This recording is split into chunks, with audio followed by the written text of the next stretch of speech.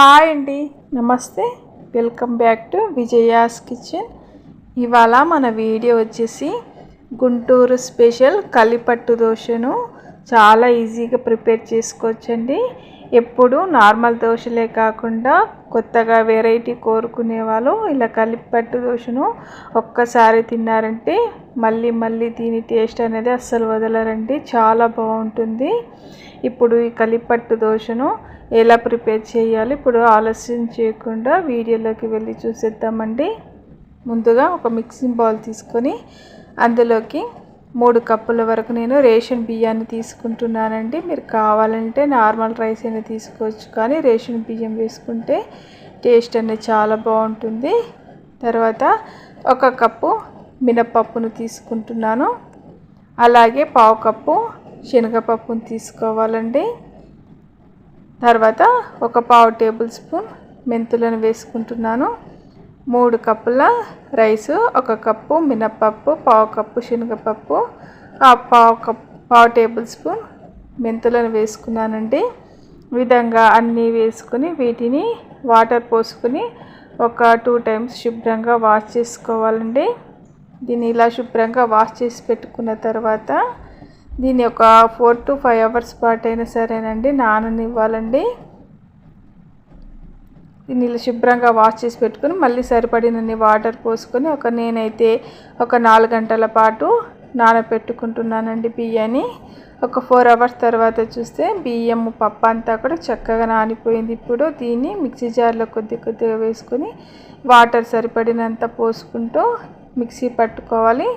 ఇలా మెత్తగా ఈ విధంగా మిక్సీ పట్టుకొని ఒక బౌల్లోకి తీసేసుకోవాలండి. బ్యాటర్ అంతా కూడా మిగిలిన పప్పు అంతా బియ్యం కూడా ఇదే విధంగా మిక్సీ పట్టుకొని పెట్టుకోవాలండి. పిండి అంతా కూడా ఒకసారి బాగా కలుపుకొని పెట్టుకోవాలి.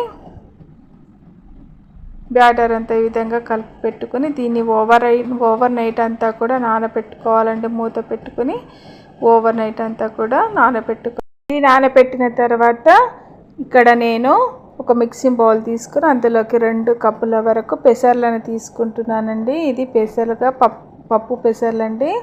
మీరు మామూలుగా గుండు పెసర్లు ఉంటాయి కదా, దాని వాడినా సరేనండి, ఏది వాడినా సరే. ఇక్కడ నేనైతే 2 కప్పుల వరకు పెసరపప్పును తీసుకొని అందులోకి నేను ఒక 1/2 కప్పు మినపప్పును వేసుకుంటున్నాను. తర్వాత 1/4 కప్పు వరకు శనగపప్పు వేసుకుంటున్నానండి. వేసుకుని దీని ఒక 2-3 సార్లు శుభ్రంగా వాష్ చేసుకోవాలండి. ఇక్కడ మనకు పెసరపిండి అనేది నైట్ పూట నాతే సరిపోతుందండి. మరుసటి ఉదయం రోజు పిండి అనేది రుబ్బుకోవాలి. ఇది పులవనవసరం లేదండి, మనకు దోశపిండి మాత్రము పులవాలండి. కాబట్టి దానిని నైట్ నానబెట్టి పెట్టుకోవాలి. తర్వాత మరుసటి రోజు ఉదయం రోజు నేను దోశపైకి పుట్నాల పొడికి ఈ విధంగా 1 కప్పు వరకు పుట్నాల పొడిని, తర్వాత 1/2 కప్పు కొబ్బరి పొడి, తర్వాత వెల్లుల్లి రెబ్బలు, తగినంత సాల్ట్ని వేసుకొని ఈ విధంగా పౌడర్లా చేసి ఒక మిక్సింగ్ బౌల్లో తీసుకున్నానండి. తర్వాత చూడండి, ఇక్కడ మనకు పప్పు అనేది కూడా చక్కగా నానిపోయింది కదా. ఇదంతా కూడా నేను ఉదయం రోజు చేసిందేనండి. ఈ విధంగా ఈ పప్పు నానిన పప్పుని ఈ విధంగా మిక్సీ పట్టుకోవాలి. కొద్దిగా వేసుకుంటూ మిక్సీ పట్టుకోవాలండి. పచ్చిమిర్చిని వేసుకోవాలి, 2-3 తుంచి పచ్చిమిర్చి, అలాగే అల్లం ముక్కలు, తర్వాత 1 టేబుల్ స్పూన్ జీలకర్ర వేసుకుని సరిపడినంత వాటర్ని వేసుకోవాలండి. వాటర్ అనేది చూసి పోసుకోవాలండి, మరీ పల్చగా చేయకూడదు. ఈ విధంగా మిక్సీ పట్టుకోవాలి. పిండి అంతా కూడా పప్పు అంతా కూడా ఈ విధంగా మిక్సీ పట్టుకొని ఒక మిక్సింగ్ బౌల్లోకి తీసి పెట్టుకోవాలండి. తర్వాత ఇందులోకి మరి కొద్దిగా సాల్ట్ను వేసుకొని ఈ విధంగా బ్యాటర్ ఉండేలా చూసుకోవాలండి. మరీ పల్చగా అలాగని మరీ గట్టిగా కాకుండా ఇలా బ్యాటర్ ఉంటే సరిపోతుందండి. ఇక్కడ పెసరపిండి అనేది మనకు నైట్ పూట పులుసన అవసరం లేదు. మనకు దోశ పిండి నైట్ పూట మనము మిక్సీ పట్టి పెట్టుకున్న తర్వాత పెసర్లను నైట్ పూట నానబెట్టి మరుసటి రోజు ఉదయం రోజు పెసరపిండిని ఈ విధంగా తయారు చేసి పెట్టుకోవాలండి. తర్వాత మనము నైట్ పూట మిక్సీ పట్టి పెట్టుకున్నాం కదా ఇక్కడ దోశ బ్యాటర్ని, దాన్ని మరుసటి రోజు ఈ విధంగా చూస్తే చూడండి బాగా పులిసిపోయింది. తర్వాత ఈ పులిసిపోయింది దీన్ని ఒకసారి అంతా కూడా బాగా కలుపుకోవాలండి. అవసరమైతే వాటర్ని కొద్దిగా వేస్తూ కలుపుకోవాలి. మరీ ఎక్కువగా వాటరు పోయకండి. ఈ విధంగా అంతా కూడా బాగా కలుపుకోవాలి. కలుపుకున్న తర్వాత మీకు అవసరమైనంత బ్యాటర్ని ఒక బౌల్లోకి తీసుకొని సరిపడినంత సాల్ట్ని వేసుకొని మరి కొద్దిగా వాటర్ పోసుకొని ఈ విధంగా కలిపి పెట్టుకుంటున్నానండి.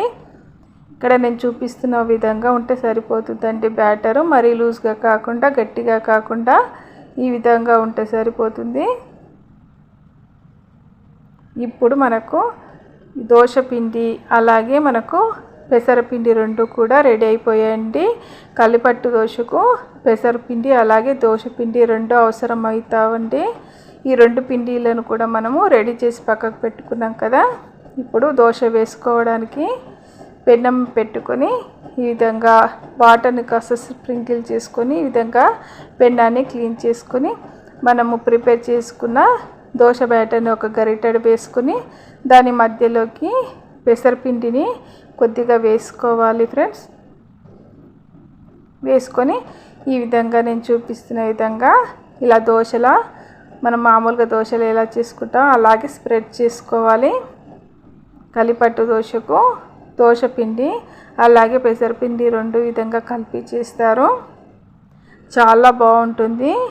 ఒక్క దోశ తిన్నా చాలు, చాలా బాగుంటుంది ఫ్రెండ్స్.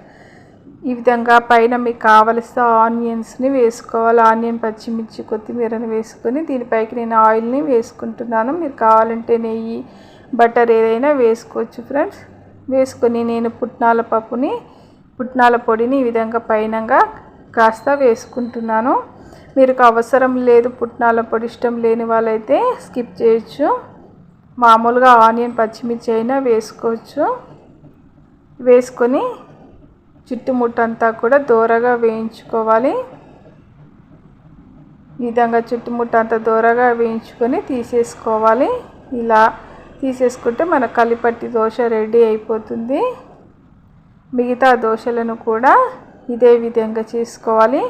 మధ్యలోకి కాస్త దోశ పిండి అలాగే కాస్త పెసరపిండిని వేసుకొని ఈ విధంగా దోశలా స్ప్రెడ్ చేసుకోవాలి.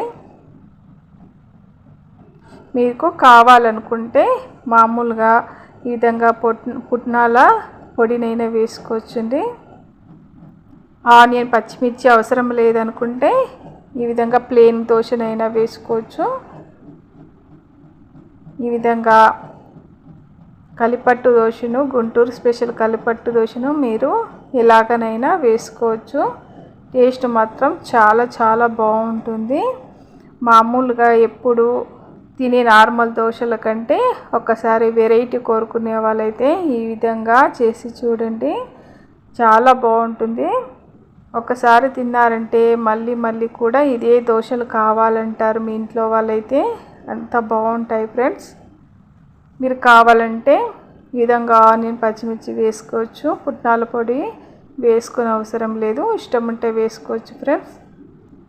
ఇదే విధంగా మిగతా దోశలన్నిటిని కూడా ఇదే విధంగా వేసుకొని దోరగా వేయించుకొని తీసేసుకుంటే కలిపట్టు దోశలు అనేటివి ఈజీగా చేసుకోవచ్చు. ఇదే విధంగా అన్ని దోశలు చేసుకొని మీరు పల్లి చట్నీ కానీ టమాటా చట్నీతో కానీ ఇంట్లో వరకు సర్వ్ చేసి పెట్టండి, చాలా బాగా ఎంజాయ్ చేస్తారు ఫ్రెండ్స్. మీకు కూడా ఈ వీడియో నచ్చితే తప్పకుండా ట్రై చేయండి. ట్రై చేసి ఎలా వచ్చిందో కామెంట్ చేయండి, అలాగే లైక్ చేయండి, సబ్స్క్రైబ్ చేయండి. Thank you for watching.